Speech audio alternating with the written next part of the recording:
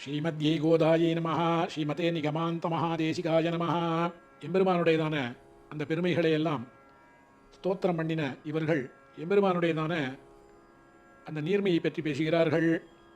எப்படின்னா, ஒருத்தி மகனாய் பிறந்து ஓர் இரவில் ஒருத்தி மகனாய் ஒளித்து வளர தரிக்கிலானாகில் தான் தீங்கு நினைந்த கருத்தை பிழைப்பித்து கஞ்சன் வயிற்றில் நெருப்பென்ற நின்ற நெடுமாலே உன்னை அறுத்தித்து வந்தோம் பறை தருதியாகில் திருத்தக்க செல்வமும் சேவகமும் யாம் பாடி வருத்தமும் தீர்ந்து மகிழ்ந்தேலோரெம்பாவாய். ஜெகத்காரணமாகவும் இருக்கும் தரித்தும் ஜகத்தை நியமிக்கிறவனுமாக இருக்கக்கூடியதான எம்பெருமானை தன்னுடைய வயிற்றிலே தரித்து கொண்டிருந்ததான ஒருத்தி அப்படிங்கிற யார் அது அப்படின்னு கேட்டால் சாக்ஷாத் தேவகி.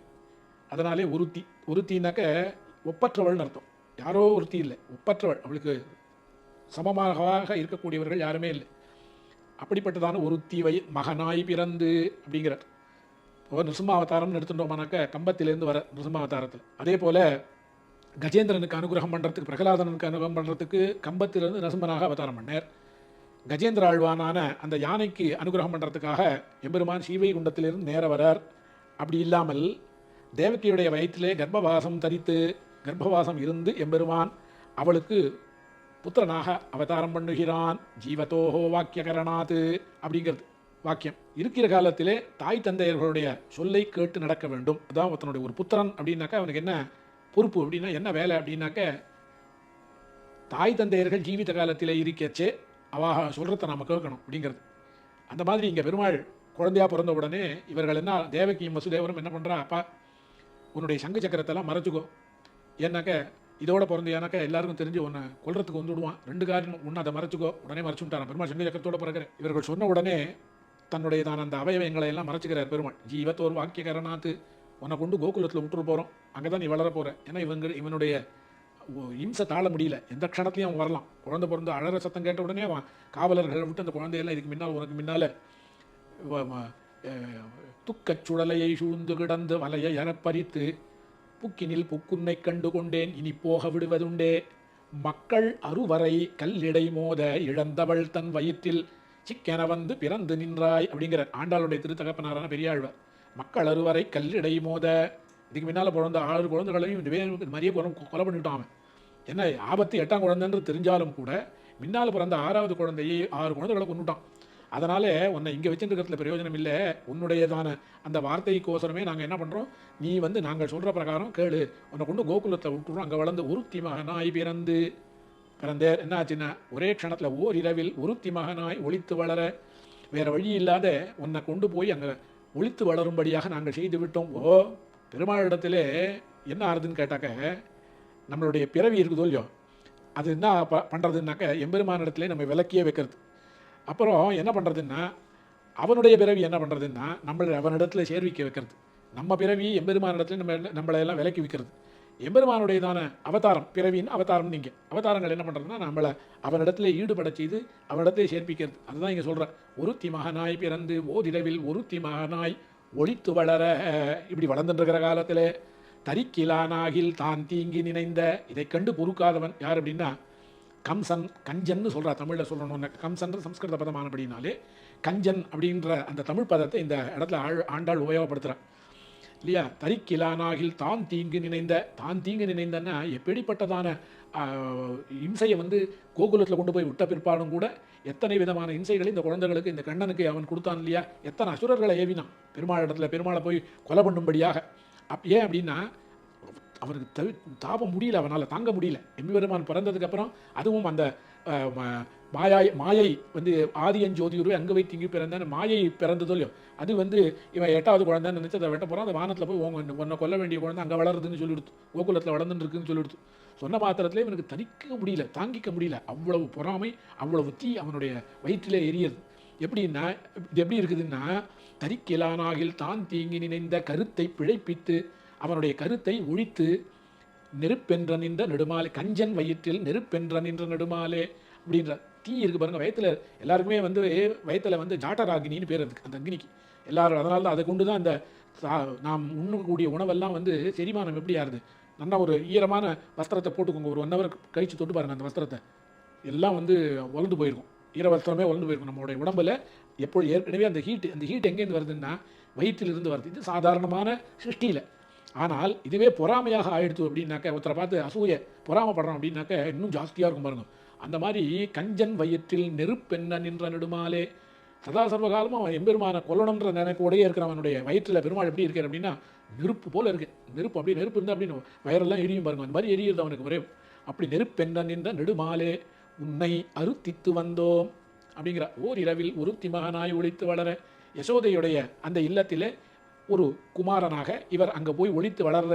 அதை பார்த்தா அழுகையும் அஞ்சி நோக்கும் அந்நோக்கும் அணிகொள் செஞ்சிருவாய் நளிப்பதுவும் தொழுகையும் இவை கண்ட அசோதை தொல்லை இன்பத்து இறுதி கண்டாளே அப்படின்னு இதெல்லாம் இது தேவகி புலம்புறதாக குலசேகர ஆழ்வார் ஒரு 10 பாசுரம் பாடுற.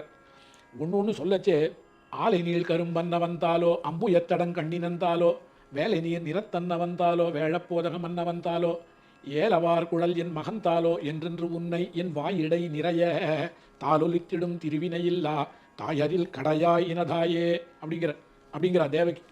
ஒன்றுத்தையும் அந்த அங்கே நடக்கிற விற்த்தாந்தங்கள் எல்லாம் கேள்விப்பட்டு தேவகி புலம்பராளம் அப்படின்னு ஆழ்வாருடையதான ஒரு அனுபவம்.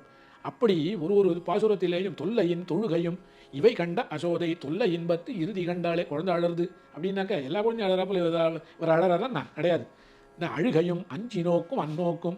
அழறதை பார்த்தா பரிதாபமாக இருக்குது. அஞ்சி நோக்கும் அந்நோக்கும் இல்லையா? குழந்தை என்ன பண்ணுறா அப்படின்னாக்க வெண்ணத்தில் இருக்கிறதுன்றதுனால ஆற்றுல இருக்கிற வெண்ணையெல்லாம் எடுத்து சாப்பிட்றது. அந்த நாள்லாம் உண்டு. குழந்தைகளை ஆற்று உள்ள கட்டி போடுறதுன்னு ஒன்று.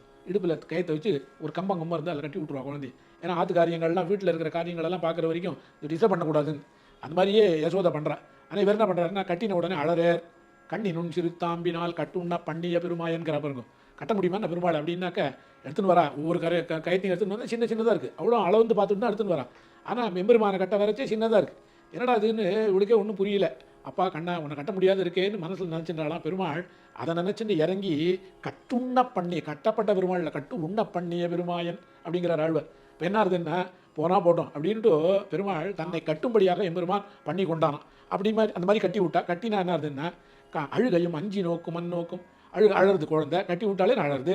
அஞ்சி நோக்கும் அந்நோக்கும் எதை பார்த்தோ பயப்படுறாப்புல. இதெல்லாம் பெருமாள் சேஷ்டிதங்கள். அதாவது ஒரு பிளே எம்பெருமான் விளையாடுற யசோதை பிராட்டி. இதெல்லாம் எனக்கு ஆப்படலையே அப்படிங்கிற இல்லையா? ஒழித்து வளர தனிக்கீழானாகில் தான் தீங்கி நினைந்த கருத்தை பிழைப்பித்து கஞ்சன் வயிற்றில் நெருப்பென்ற நின்ற நெடுமாலே உன்னை அறுத்தித்து வந்தோம் பறை தருதியாகில். சத்ருக்களுக்கெல்லாம் எம்பெருமான் நெருப்பு போல இருக்கானே. பக்தர்களுக்கு எப்படி இருக்கான் அப்படின்னா குளிர்ந்த திருவுள்ளத்தை உடையவன், எண்ணத்தை உடையவன் எம்பெருமான். அப்படி உன்னை அறுத்தித்து வந்தோம், உன்னையே அறுத்தித்து வந்தோம் அப்படின்னு அறுத்தித்து வரதெல்லாம் என்னன்னா உன்னையே பரம பிரயோஜனமாக பற்றி வந்தோம். எங்களுக்கு பிறந்தும் காட்ட வேண்டாம், ஒழித்தும் காட்ட வேண்டாம், வளர்ந்தும் காட்ட வேண்டாம், உன்னையே காட்டணும் அப்படின்ற. இப்போ மற்ற வாழ்க்கெல்லாம் காட்டினா போல மறைச்சின்னு காட்டாத, பிறந்து காட்ட வேண்டாம், எனக்கு ஓடி காட்ட வேண்டாம், ஒன்றும் பண்ணாத. நாங்கள்லாம் என்ன யசோதை பிராட்டியா இல்லை நாங்கள்லாம் கௌசல்யா பிராட்டியா? ஒன்றும் கிடையாது. கௌசல்யா தேவி நாங்கள்லாம் அதெல்லாம் ஒன்றும் இல்லை. எங்களுக்கு எப்படி காமிக்கணும் அப்படின்னா உன்னையே காமிக்கணும் அப்படிங்கிற. திருத்தக்க செல்வமும் சேவகமும் யாம்பாடி வருத்தமும் தீர்ந்து மகிழ்ந்து அப்படிங்கிற. உன்னுடைய சரித்திரத்தையே நாங்கள்லாம் பாடிட்டு இருக்கோம். எப்படி பாடுறோம்னா என்ன சரித்திரம்னா உன்னுடையதான வீர சரித்திரம். நீ இந்த அரக்கர்களெல்லாம் அழிச்சியே கோகுலத்தில் அந்த விற்த்தாந்தங்களை எல்லாமே நாங்கள் சொல்லிட்டு இருக்கோம். ஆகையினாலே எங்களுக்கு வருத்தம் ஒன்றில்லை அப்படின்னு. வேறு ஏதாவது விஷயத்தை பேசினா தான் வருத்தம் வரப்போகிறது. எங்களுக்கு எப்போ பார்த்தாலும் சதாதர காலமும் பகவத் தியானத்திலேயே நாங்கள் இருக்கோம். உன்னுடைய சரித்திரத்திலேயே நாங்கள் பேசிகிட்டு இருக்கோம். அப்படி பேசச்சே எங்களுக்கு என்ன வருத்தம் இருக்க போகிறது? வேறு ஏதாவது லோக விஷயங்களை பேசினா பரவாயில்ல.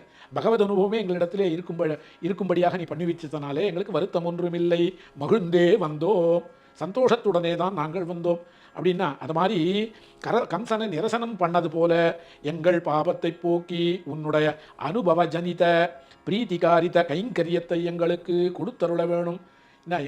உன்னுடைய அனுபவ ஜனித பிரீத்திகாரித்த, உன்னுடைய அனுபவமான ஜனிதம் அந்த கைங்கரியத்தை எங்களுக்கு கொடுத்து எங்களை சந்தோஷப்படுத்த வேணும் அப்படிங்கிறதாக சொல்கிறாங்க. இப்போது இந்த இடத்துல என்னன்னாக்க இழந்த ஐஸ்வர்யத்தை விரும்பியும் புதிய ஐஸ்வர்யத்தை விரும்பியும் தன் ஆத்மானுபவத்தை விரும்பியும் பகவானான கண்ணனையே பற்றி அவனிடம் கைங்கரியத்தையே விரும்பும் ஞானி அப்படிங்கிற வாழலாம். ஏன்னா பழைய ஐஸ்வர்யம் என்ன அப்படின்னாக்க எல்லாரும் லோகம்லாம் க்ஷேமமாக இருக்கணும். புதிய ஐஸ்வர்யம் என்ன கைங்கரியம் அப்படின்னா தன் ஆத்மானுபவம் அப்படின்றது என்ன பகவத் அனுபவம். இதை பிரார்த்திக்கக்கூடிய வாழலாம் யாருன்னு கேட்டால் இந்த கோகுலத்தில் இருக்கிற வாழலாம் எல்லாருமே ஞானிகள். இப்படி இந்த கோகுலத்தில் இருக்கக்கூடிய எல்லோருமே என்ன பண்ணுறான் அப்படின்னாக்க இந்த பகவத் அனுபவத்தையே மிகவும் விரும்பி எம்பெருமானிடத்திலே பிரார்த்திப்பதினாலே அவளுக்கு என்ன கிடைக்கிறது அப்படிங்கிறத அடுத்த பாசுரத்தில் சொல்ல போகிறான். என்ன கேட்கணும் அப்படின்னு. பறைன்னு கேட்குறிய, என்ன கேட்குற நீ, என்ன இதெல்லாம் கேட்குறியே, உனக்கு என்ன நினச்சி நாங்கள் இதெல்லாம் கொடுக்குறது அப்படின்னு கேட்குறேன். உனக்கு என்ன நினச்சின்னு கொடுக்குறது, உங்களுக்கு என்ன தெரியும் அப்படின்னு கேட்குறேன். அவள் அதுக்கு இவா சொல்கிறா, எங்களுக்கு ஒன்றும் தெரியவானா, ஆனால் எங்களுக்கு தெரிஞ்சதெல்லாம் ஒன்று தான், கண்ணன். இந்த கண்ணன் உன்னுடைய கைங்கரியம் தான் எங்களுக்கு தெரியும். அதனால் இதை நீ மனசில் வச்சுட்டு அறுத்தித்து வந்தோம் பறை தருதியாக திருத்தக்க செல்வமும் சேவகமும் யாம் பாடி எங்கள் வருத்தமும் தீர்ந்து மகிழ்ந்து, நீ மகிழ்ந்தால்தான் எங்களுக்கு, எங்கள் வருத்தக்கும் ஒன்றும் கிடையாது, மகிழ்ந்து ஏல் ஓர் எம்பாவாய். அதனால் எங்களுக்கும் மகிழ்ச்சி, உனக்கும் மகிழ்ச்சியாக நீ என்ன பண்ணணும் அப்படின்னாக்க, எங்களுக்கு இந்த நாங்கள் விரும்பக்கூடியதான இந்த கைங்கரியத்தை எங்களுக்கு அனுகிரகிக்க வேண்டும் என்பதாகத்தானே இந்த பாசுரத்திலே ஆண்டாள் அந்த ஆய்ப்பாடி சிறுமியர்கள் வாயிலாக எம்பெருமானிடத்திலே பிரார்த்திக்கிறாள். ஸ்ரீமத்யே கோதாயை நமஹ.